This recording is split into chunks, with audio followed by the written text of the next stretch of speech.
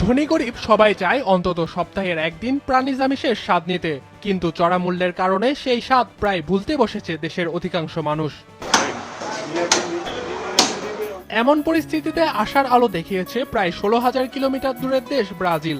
বাংলাদেশের বাজারে সস্তায় গরুর মাংস রপ্তানি করতে চায় দেশটি।